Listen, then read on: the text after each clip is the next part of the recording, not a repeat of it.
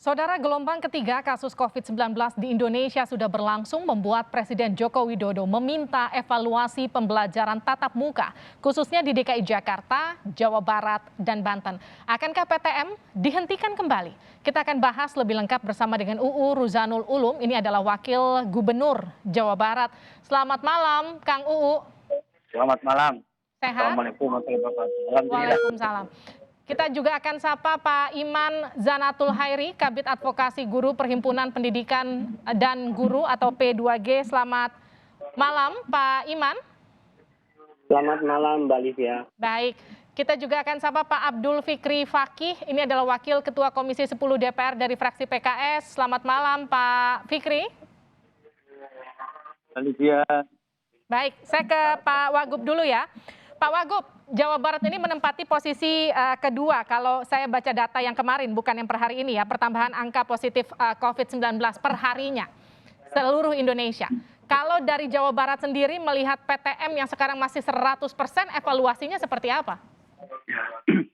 Ini memang di Jawa Barat ada peningkatan, tapi wilayahnya tetap itu-itu saja ya.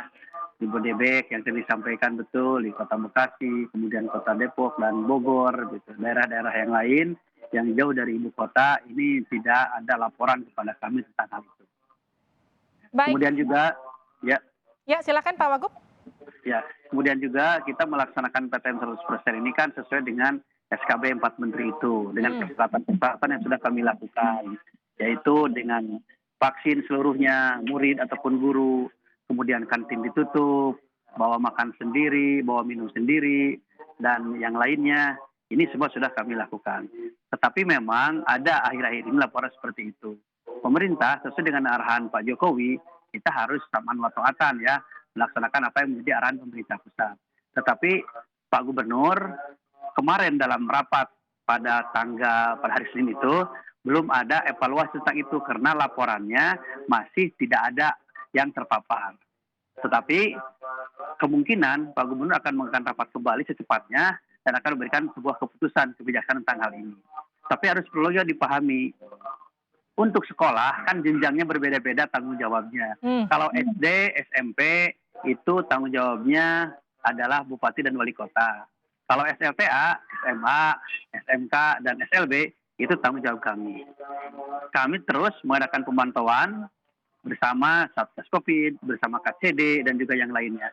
Bahkan Pemprov Jawa Barat bukannya di tingkat sekolah dalam pemantauan ini, tapi di seluruh wilayah yang ada di Jawa Barat, bekerja sama dengan para bupati wali kota terus mengadakan pemantauan dan pengarahan kepada masyarakat untuk tetap prokes. Bahkan sekarang sedang melaksanakan vaksin tahap ketiga, langsung yang menjadi fokus kami adalah wilayah-wilayah yang tadi saya sampaikan. Seperti itu. Baik, Pak Wagub, tadi kalau Pak Wagub sampaikan SD SMP pengawasannya ada di Bupati, SMA di level Gubernur dan Wakil Gubernur. Tapi kalau kita lihat nih Pak Wagub sekarang sudah masuk gelombang ketiga COVID-19. Sejumlah siswa kita nggak bisa tutup mata. Bahkan kalau kita ingat-ingat lagi Depok, Bogor bahkan sempat mau menghentikan PTM meskipun akhirnya dibatalkan kalau di Depok. Dari Pak Wagub sendiri, daerah mana saja yang sebetulnya begitu darurat harus dihentikan PTM-nya? Saya belum bisa memastikan bahwa harus dihentikan. Tetapi kan harus ada evaluasi yang menyeluruh secara komprehensif dan juga kan kebijakan untuk pemberhentian kan ada di Pak Gubernur. Kalau kewenangannya tingkat SLTA. Tetapi kalau tingkat SD, SMP, saya bilang juga itu kan kewenangannya. Karena Pak Gubernur memberikan diskresi kewenangan kepada para bupati wali kota untuk memberikan tindakan dan kebijakan dalam hal ini.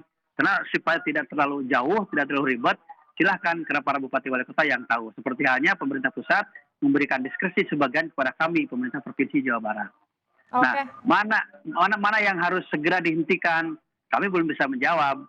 Karena memang ini harus ada penelitian dan juga laporan yang akurat, disampaikan kepada Pak Gubernur, nanti Pak Gubernur yang menyampaikan, bukan saya pada hari ini. Oke, saya ke Pak Fikri dulu. Pak Fikri, DKI, Jawa Barat, Banten, Presiden meminta 3 wilayah ini untuk mengevaluasi PTM 100%. Kalau dari kacamata Komisi 10 memang sedarurat apa sih PTM kita untuk jadi klaster COVID?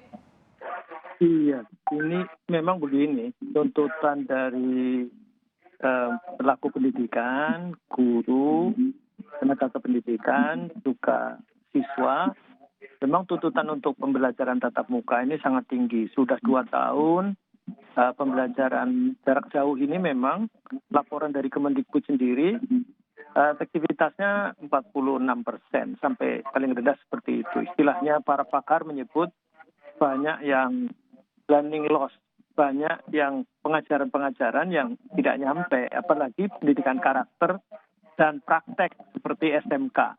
Ini memang banyak kesulitan dan dari survei-survei menunjukkan bahwa siswa kepingin ketemu temannya, Pak Guru juga sudah bosan dengan kondisi ini dan seterusnya, dan bahkan banyak kesulitan dalam mengajar terutama pendidikan karakter dan praktek. Ini memang ditunggu untuk pembelajaran tatap muka. Tetapi tetap saja kan SKB 4 menteri selalu tidak efektif. Begitu keluar SKB 4 menteri kemudian PPKM. Nah, gitu yang terjadi seperti itu sehingga di Komisi 10 sudah ada panja pengawasan tentang pembelajaran jarak jauh. Kemudian ya kita tidak bisa kemudian semua instruktif dari pusat seperti disampaikan oleh Pak Wagub tadi. Sesungguhnya pendidikan ini kan urusan wajib yang sudah didesentralisasikan secara konkuren. Jadi perguruan tinggi itu di pusat. Kemudian SMA, SMK, dan pendidikan khusus dan layanan khusus itu di provinsi. Kemudian SMP, SD, TK, PAUD itu di kabupaten kota. Dengan pemangku kepentingan setempat, berikan kewenangan kepada mereka. Memang pendekatannya, saya kira masih ada seperti Kemendikbud itu, ada Kemendikbud nomor 100 P 2021 itu memang seolah-olah mewajibkan mulai Januari ini 2022 sehingga kemudian akhirnya meskipun itu di level 1, 2, dan 3 tetapi ini kan dengan prasyarat-prasyarat kemudian juga ini wajibnya menyelenggarakan tetapi bagi orang tua itu boleh kemudian tidak mengirimkan anaknya artinya berarti satuan pendidikan harus menyediakan sarana prasarana fasilitas untuk pembelajaran daring juga. Jadi meskipun pembelajaran tatap muka dibuka, mestinya juga disediakan. Kalau yang orang tuanya ragu, nah ini juga tidak terjadi masuk semuanya, kemudian berhenti semuanya. Jadi kayak instruktif semuanya dari pusat ini tidak sehat saya kira. Jadi pembagian kewenangannya sudah benar, tetapi pada praktek nyatanya seperti ya Kota Bekasi langsung menghentikan, Kota Bogor langsung menghentikan, saya kira ini kebijakan masing-masing. Tetapi juga ada beberapa kabupaten kota yang tidak berani, bahkan tadi disebutkan oleh Mbak Alicia bahwa semula mau dihentikan kemudian tidak jadi karena memang ini kalau yang sifatnya instruktif bahkan dari atas ini tidak relevan dengan kondisi COVID seperti sekarang ini. Kita bersama-sama pembelajaran tatap muka, saya kira baik untuk meningkatkan kualitas pembelajaran. Tetapi kalau kemudian suasananya seperti ini, saya kira diserahkan kepada pemangku kepentingan setempat sesuai dengan otoritasnya. Begitu Mbak Desi. Oke, saya ke Pak Iman dulu. Pak Iman, kalau kita melihat kondisi sekarang, Anda sebagai bagian dari pengajar kita melihatnya, kalau memang PJJ itu ada ancaman loss learning begitu. Tapi kemudian kalau PTM sekarang kondisinya juga mengancam kesehatan dan juga keselamatan siswa dan juga murid ketika ini dilaksanakan ataupun terkesan dipaksakan di sekolah. Tapi kalau Anda sendiri, Anda berada di posisi yang mana? Anda akan tetap mendukung PTM 100% di kala kondisi seperti ini atau memang kita seharusnya agak lebih memberi diskresi begitu, agak lebih memberi katakanlah opsi-opsi lain untuk pendidikan? Iya, sebetulnya kita sudah mengusulkan ya sejak awal.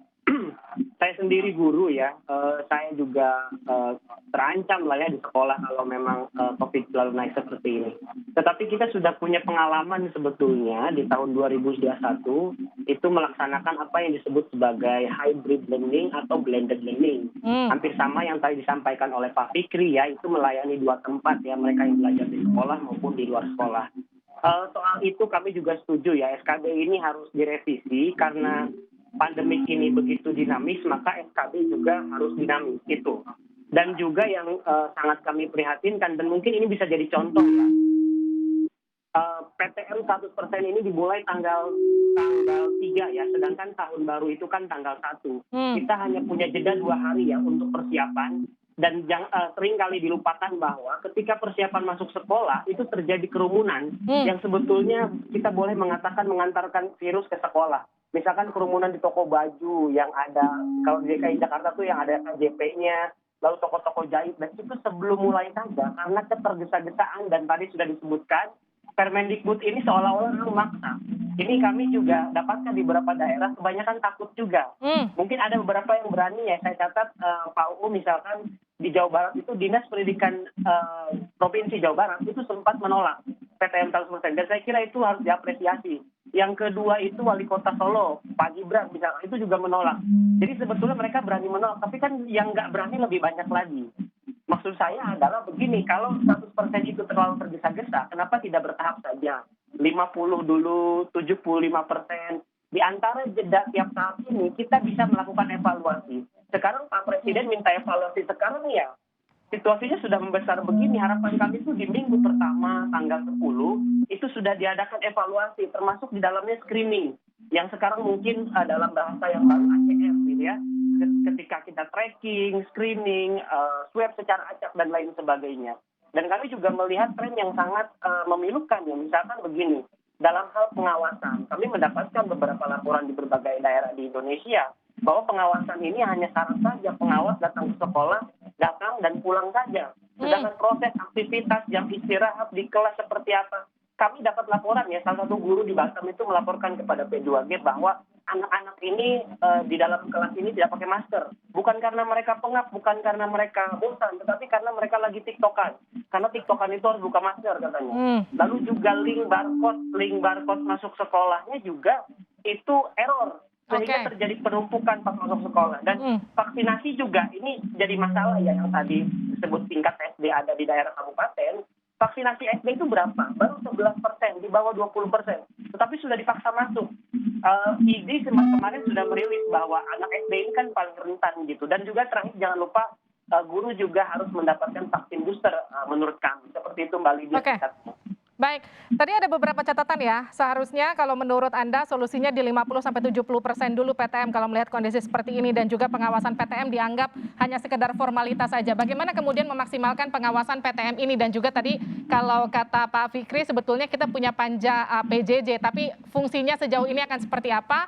Dan apa kemudian langkah konkret atau langkah cepat yang akan diambil oleh Provinsi Jawa Barat terkait dengan PTM ini? Kita akan bahas usai jeda di Sapa Indonesia Malam.